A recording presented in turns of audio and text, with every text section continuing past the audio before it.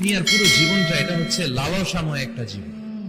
লোভ, মরিচিকা, মায়াজাল, এই মায়াজালে আমরা আটকে আছি। ফলে মৃত্যুর কথা আমরা ভুলে গিয়েছি।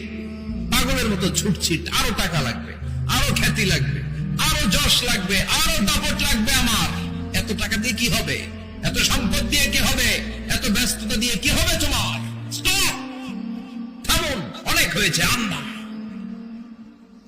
থামুন, take a rest, take a breath and think about death.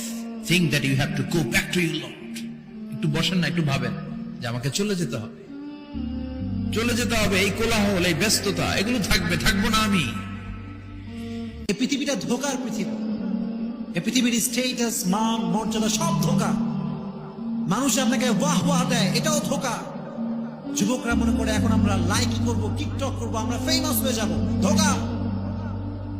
যুবকরা মনে করে এখন মডেল করব, স্টাইলিং করে চুল কাটবো, জিন্সের প্যান্ট, শার্ট, টি শার্ট, একটা মডেলিং স্টাইলিশ ওয়াচ করব, একটা বাইক কিনবো, ক্যামেরা কিনবো।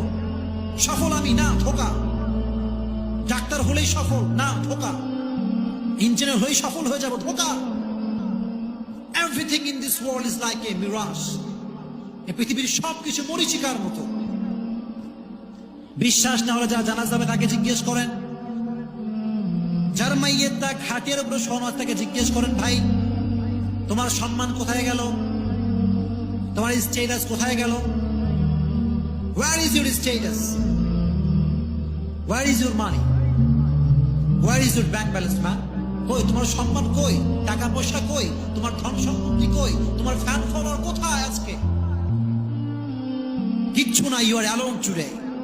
তুমি আজকে একা, বড় একা তুমি আজকে। তোমার পৃথিবীতে কেউ নাই। এজন্য মাঝে মাঝে কবরস্থানে যাবেন, ধনীর কবর দেখবেন, গরিবের কবর দেখবেন, সব ইকুয়াল, সব সেম। কোন পার্থক্য আছে? কোন পার্থক্য